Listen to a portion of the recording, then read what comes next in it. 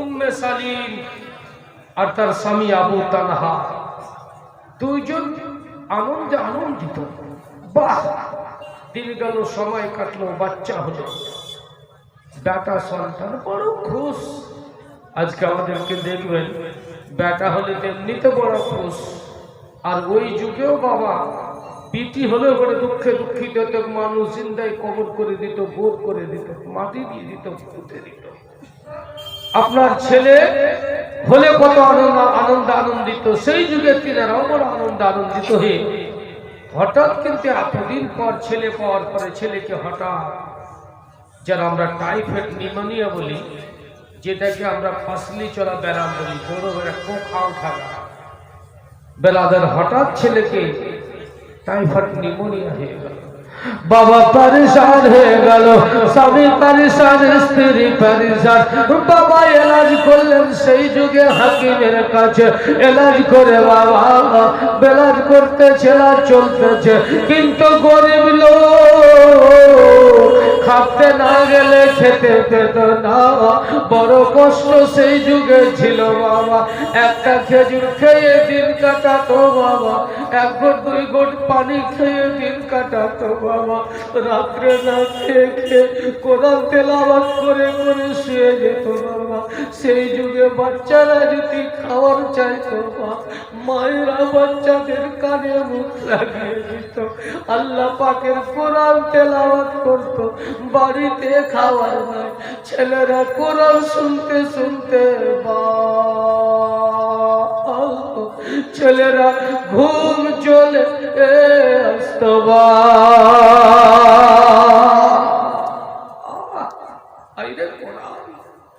না খেয়ে থেকে ছেলেদের পর্দে কোরআন শোনাতো, কোরআন শোনাতে শোনাতে শুনতে শুনতে ঘুম চলে আসে। আজকে তো আমাদের বাড়িতে কোরআন নাই। আজকে আমাদের যুবক ছেলেদের কাছে মোবাইল আছে, তো কোরআন শুনবে না, নাচ শুনবে না, মানকাবাত শুনবে না, গাজাল শুনবে না, সূরা শিখবে না, কিছু নাই। বেরাদার খারাপ, ফিল্ম দেখতে দেখতে সারা রাত কাটায়, সকালবেলাতে উঠে না বিছান থেকে। কিছুদিন পর দেখবেন আল্লাহর কসম ছেলেরা না মার্দ হয়ে যাবে। না মার্দ বুঝে বিবির সঙ্গেও তারা চলাফেরা করার শক্তি থাকে। এই খারাপ ছবি দেখে না মার্দ, আল্লাহর কসম বিয়ে করতে করতে দৌড়ে গিয়ে মৌলা সাহেব ওষুধ দেন, হাজরাত ব্যাপার খারাপ, এই ব্যাপার এই ব্যাপার। এখন 100টার মধ্যে 50টা ছেলে 75টা বললেও চলবে। এই ব্যাপারে গন্ডগোল, বুঝতে পারলেন? বিয়ে করার পরে বউর কাছে গিয়ে লজ্জিত, ছি ছি ছি ছি, আল্লাহর কসম দৌড়ে যাচ্ছে, হযরত আপনার ঈদের ওষুধ দেন, হাজরাত জিন্দেগি বরবাদ। আল্লাহু আকবার। বেরাদার বরবাদ হয়ে যাবেন। কোরআন শুনতে শুনতে দিন চলে আসতো খাস। এখন যদি আমরা ফের ওই কোরআন শুনি, আমাদের ভিতরে চैन শুকুর ইনশাআল্লাহ আরাম আমাদের ভিতরে আসবে। কোরআন বলছেন আলা বিজিক্রিল্লাহি তাতমাইন্নুল কুলুব, আল্লাহর জিকিরে আল্লাহ অন্তরকে শান্তি পাওয়া যায়। জোরে বলে মহব্বতে বলুন সুবহানাল্লাহ। উম্মে আবু তালহা চলে গেল খাটতে, বিবিকে বলে গেল ছেলেকে দেখভাল করবে। লম্বা ঘটনা, বেশ কাজে গিয়েছে, কয়েকদিন পর হওয়াতে হঠাৎ ছেলেটা মারা গেল। বেরাদার জীবনে মারা গেছে বাবা। বিবি চিন্তা করছে কি করা যায়। আর সেই দিন স্বামী বাড়ি আসবে বাবা, চিন্তা করছে আজকে আমার স্বামী বাড়ি ফিরে আসছে, আজকে বাচ্চা মারা গেল, সন্ধ্যা হয়ে যাবে স্বামীকে আসতে, বাচ্চা মারা গেল। আল্লাহু আকবার, কি করা যায়? আমার মা বোনেরা পুরো কামাতকে বিএসএর 30 জলসার স্টেজ থেকে পয়গাম নিয়ে যাও মা। উম্মে সালিম কি করলেন? ওই মরা বাচ্চাটাকে চাদর দিয়ে ঢেকে দিলেন, ঘরের কোনাতে রেখে দিলেন, কেউ বলছে খাটের তলাতে রেখে দিলেন বাবা। দেওয়ার পরে চিন্তা করছে আমার স্বামী এই কয়েকদিন পর আমার স্বামী এতদিন পরে আসছে, আমার স্বামীর জন্য আমার কর্তব্য হবে সুন্দর করে সাজা। আমার মা কি করলেন উম্মে সালিম, সুন্দর করে মাথাকে চিরুনি কাঙ্ঘি দিয়ে আঁচড়ালেন, সুন্দর করে তেল দিলেন বাবা, নতুন কাপড় পরলেন বাবা, সুসজ্জিত হয়ে স্বামীকে খুশ করার জন্য বাবা দাঁড়িয়ে আছে। যেমনই আমার স্বামী আসবে চট করে দাঁড়িয়ে আমি আমার স্বামীকে সালাম করব। সুসজ্জিত হয়ে দরওয়াজাতে বসে আছে, কবে আসবে চট করে দাঁড়িয়ে সালাম করব। আর কান্দনকে বন্ধ করে দিয়েছে, ভিতরকে কঠোর করে নিয়েছে, মৃত্যু ছেলেকে চাদর দিয়ে ঢেকে দিয়েছে আর সাজন পূজন করে দাঁড়িয়ে আছে। আমাদের মা বোনদেরকে দেখবে যখন দুলহা ভাইয়ের বাড়ি যাবে, মামাতো ভাইয়ের বাড়ি যাবে, মামাতো ভাইয়ের বন্ধুর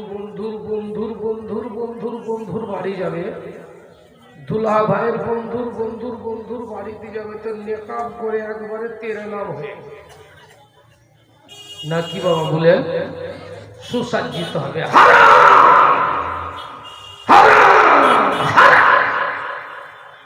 পরের জন্য, পরকে দেখার জন্য সাজা কিয়ামত পর্যন্ত হারাম হারাম হারাম। তোমার স্বামীর জন্য সাজা কিয়ামত পর্যন্ত যাই যাই যাই। তোমার সাজা হবে তোমার স্বামীর জন্য, তোমার নেকাব করা হবে তোমার স্বামীর জন্য, তোমার সৌন্দর্য লেবাস পরা হবে তোমার স্বামীর জন্য। আর স্বামীর কাছে গুজরি কোম্পানি, যিনি এমনিতে দেখতে ঘেপতে চেপটি গাল ফুললি, আর স্বামীর কাছে গুজরি কোম্পানি আমাদের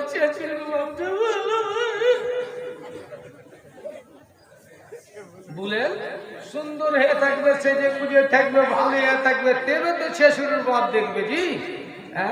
আর ও মামা তো ভাইয়ের, চাচা তো ভাইয়ের, দুলা ভাইয়ের জন্য বাড়ি যাওয়ার জন্য একবারে খালি দেখবেন, খালি ফোন ফোন করবে চুলদিকে সিসার সাথে। আস্তাগফিরুল্লাহ রাব্বি মিন কুল্লি জামবি ওয়া আতুবু ইলাইহি। উম্মে সালিম দাঁড়িয়ে আছেন বাবা, বসে আছেন বাবা, যেমনই গেটে সালামের আওয়াজ পেয়েছে চট করে দাঁড়িয়ে গিয়েছে, সালাম করছেন আসসালামু আলাইকুম। সালাম করলেন, উত্তর দিলেন, স্বামীর সঙ্গে মুসাফা করলেন। স্বামীর কথা কষ্ট জানার জন্যে স্বামীকে টেনে ধরে বাবা বুকে লাগিয়ে মোয়াল্লাকা করলেন, গলাতে গলা মিলে বলছেন স্বামী কেমন আছেন। একবার হাতটা লাড়ছে, একবার মাথাটা লাড়তেছে, বলে আলহামদুলিল্লাহ ভালো আছি। বাচ্চার খবর বল উম্মে সালিম, বল বেবি আমার বাচ্চার খবরটা বল। বলে বাচ্চার শ্বাস বন্ধ হয়ে গেছে। চিন্তা করলেন আবু তালহা, শ্বাস বন্ধ হয়ে গেছে মানে আমার ছেলে যে শ্বাস উঠছিল, কোখা উঠছিল, নিউমোনিয়া হয়ে গেছিল, মনে হয়েছে ছেলে ভালো হয়ে গেছে বাবা। বিবির দিক দেখে স্বামী হাসতেছে, স্বামীর দিক দেখে বিবি আসতেছে। বেরাদার রাত্রি হয়ে আসলো, সবাই খাবার দিল স্বামীকে, খাবার খেলো নিজে বাবা। এক বিছানায় স্বামীর সেবা করতে করতে, স্বামীর আদর মোহাম্মত প্যার করতে করতে বাবা দুইজনের মন আগে বাড়লো। স্ত্রীকে জড়িয়ে ধরলো আবু তালহা, উম্মে সালমা উম্মে সালিমকে জড়িয়ে ধরলো। তাদের বাবা মধুর মিলন হলো। মিলন হওয়ার পরে ফজরের আজান হলো বাবা। আজানের ধ্বনি আসার আগে বাবা দুইজন গোসল করে ফ্রেশ হয়ে গেল। আজানের ধ্বনি ছুটে আসলো, আল্লাহু আকবার আল্লাহু আকবার আল্লাহু আকবার আল্লাহু আকবার। আজানের ধ্বনি, গোসল করে নামাজের তাইয়া চট করে বলছেন এখন তো দেরি আছে স্বামী একটা কথা বলবো। আজকে একটা ফাতোয়া জিজ্ঞাসা করি, মোহব্বতে কথা বলছেন, জোরে বলো। আবু তালহা হাসছে আর বলছে বলো বিবি বলো। বলো সালে কি বলবে বলো, কি তোমার মনের প্রশ্ন জেগেছে বলো। বলে আচ্ছা বুঝেন তো একটা ফতোয়া দেন তো, যদি কেউ করিকে আমানত দেয় তো ওই আমানতটাকে যদি দরকার পড়লে ঘুরিয়ে দিতে হবে না? বলে হ্যাঁ বিবি, করি আমানত যদি কেউ কাউকে দেয় তো অবশ্যই তাকে ফিরিয়ে দিতে হবে তার আমানত। বলে স্বামী স্বামী স্বামী বলে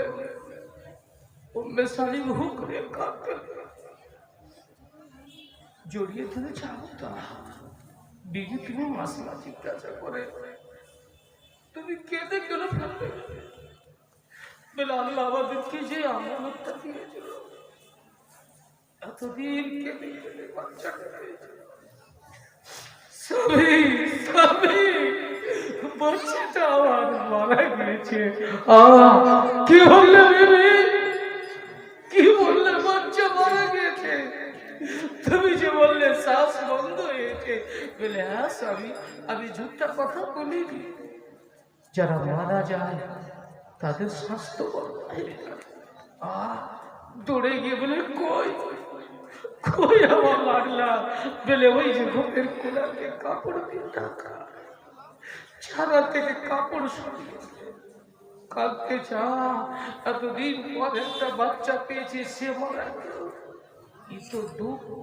আর একটা আল্লাহ মৃত্যু বাচ্চাকে ঘরে কোলাতে বা খাটের তলে রেখে আমরা স্বামী স্ত্রী খাটের উপরে মধুর মিলন আর সইতে পারে না আবু তালহা, কাঁদতেছেন মসজিদে নবীর দিকে। আবু তালহা ধরতেছে বাবা, আর ধরতে ধরতে মসজিদে নবীর গেটে গিয়েছেন। নবী পাকের সাহাবারা নামাজ পড়ে নবী পাকের সঙ্গে আছেন বাবা। আবু তালহা গিয়ে ইয়া রাসূলুল্লাহ ইয়া হাবিবাল্লাহ বলে হুকরে কাঁদতে লেগেছে। আল্লাহর নবী বাবা মুচকি মুচকি হাসি হাসছেন বা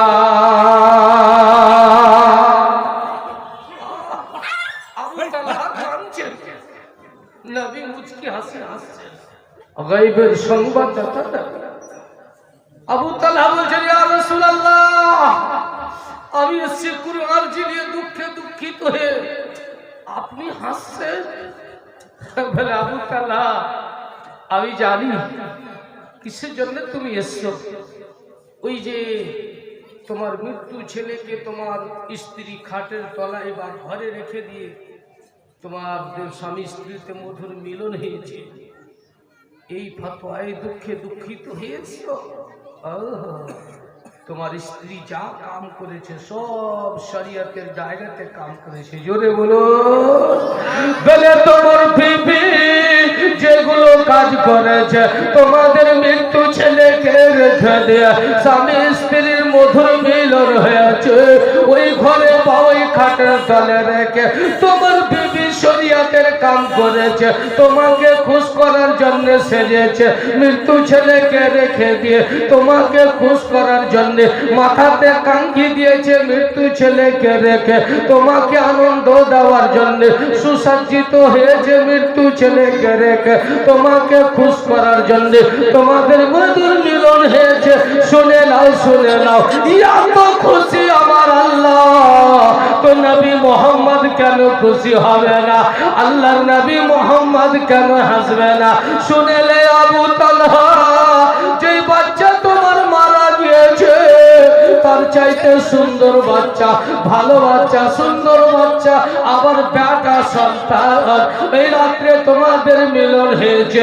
তোমার বিবির আনন্দে আনন্দিত হয়ে আল্লাহ পাক তোমার বিবির গর্ভে এর চাইতে সুন্দর বাচ্চা, রাত্রে মধুর মিলন হয়েছে, তোমার বিবির গর্ভে আল্লাহ দিয়ে দিয়েছে বাচ্চা। থেমে গিয়েছে। স্বামীকে খুশ করার কারণে পরবর্তীকালে আরাম খুশ হয়ে গেছে। আর আজকে আমার মা বোনেরা যত বাবা কাউ যাও যান কোথায় থেকে বাড়ি ঘুরে আসেন বাবা, বাপরে ওর গাল ফুলা আর মুখ ফুলা দেখতে পাবেন। যত ট্যাঙ্কিতে আছে বাবা আপনি ঢুকতে ঢুকতে সব আজড়াতে শুরু করবেন। জি, যত ভিতরে আছে বাবা গেটের উপরে বসে আছে, সালাম করবে আপনি খালি বলেন ও ফিকরির মা আসসালামু আলাইকুম, তো যদি ওয়ালাইকুম সালাম কহে তো রাগ করে কেউ হিসাবের মধ্যে ভালো করে কথা বলি জি। আর দেখেন সাহাবী আর সাহাবীর বিবিকে জোরে বলে সুবহানাল্লাহ। কবি বলছেন মা বল তোমরা শোনো না গো শোনো না, মা বল তোমরা শোনো না গো তোমরা শোনো না, আর স্বামীর সেবা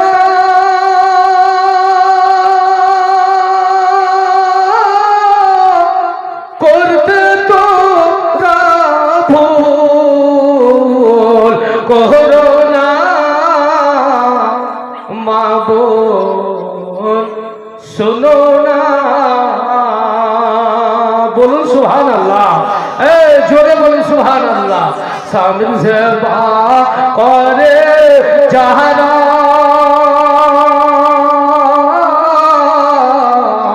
জান্নাতবাসী হয় যে এ তারা,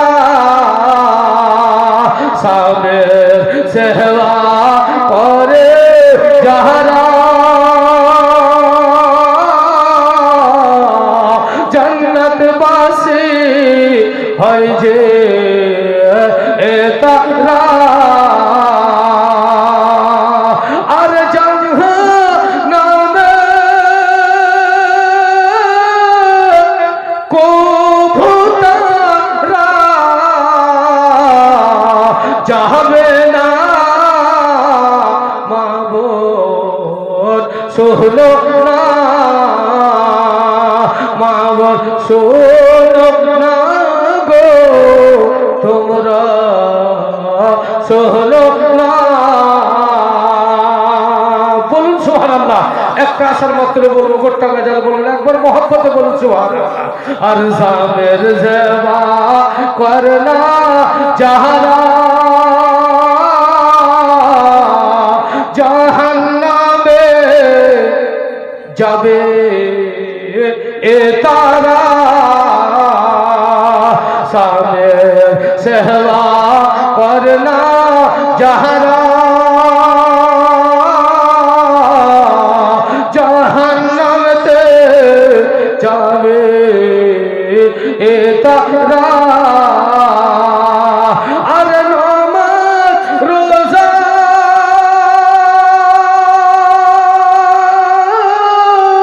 হজ যাকাত কান্তার দিবে না, মা বোন শোনো না। আর এটাই কোরআনের মধ্যে বলছেন আর রিজালু কাওয়ামুনা আলান নিসা, স্ত্রীর হাকিম হলো স্বামী, স্বামী হাকিম, স্ত্রী হলো বেরাদার, তার অর্ধেঙ্গিনী। আর কিন্তু আমাদেরও ভুল আছে বাবা, খালি স্ত্রীর ভুল নাই, বেশি ভুল আছে আমাদের। আল্লাহর নবী মিশকাত শরীফের হাদিসের মধ্যে বলেছেন স্ত্রীকে ডাকো এমন ভাষা দিয়ে যেন প্যার মোহব্বত বেশি হয়। ওরে আমার হীরা শুনো তো, ওরে আমার জিরা শুনো তো, ওরে আমার প্যার মোহব্বত ভালোবাসা শুনো তো। আল্লাহর কসম নবী হাদিসের মধ্যে বলেছেন ভালো ভালো ভাষা দিয়ে ভালো ভালো আলফাজ দিয়ে স্ত্রীকে ডাকো, স্ত্রীর দিল যে খুশ হয়ে যাবে। জোরে বলো। আর স্ত্রীও নাম ধরে ডাকবে না, স্ত্রীও নাম ধরে ডাকবে না। আমাদের শিক্ষিত সমাজের মধ্যে এখন কি হয়েছে, নাম ধরে ধরে ডাকা ডাকি নাকি জি, নাম ধরে বেশিরভাগ না। স্ত্রীকে একবারে সুন্দর সুন্দর আলফাজ দিয়ে ভালো করে ডাকো। আর স্বামী স্ত্রীও ডাকবে আপনাকে, ওরে আমার সাহারা, ওরে আমার দিল, ওরে আমার জান, ওরে আমার প্রাণ। যেটা বলার ওইটা নাই অন্য জায়গাতে। হ্যালো জান তুমি কেমন আছো জি, ওরে আমার সোনা কেমন আছো, বাপরে সোনার আর হিরোরে আছি রে। অন্য জায়গাতে লাগাইছে বাবার ব্যবসাটাকে, তো কেমন করে প্যার আর মহব্বত আসবেন? নবী বলেছেন বিটি ছেলে আল্লাহ যখন খুশি হয় তোর বাড়িতে মেহমান পাঠায়। মুসা কালিমুল্লাহ জিজ্ঞাসা করছে আল্লাহ কাল্লা, যখন আপনি কোনো লোকের উপরে খুশি হন তো কি করেন? বলে তার বাড়িতে আমি সকালে বা দিনে দুপুরে মেহমান পাঠিয়ে দিই। বলছেন আলহামদুলিল্লাহ, মেহমান আসাটা এটা আল্লাহর তরফ থেকে আলহামদুলিল্লাহ।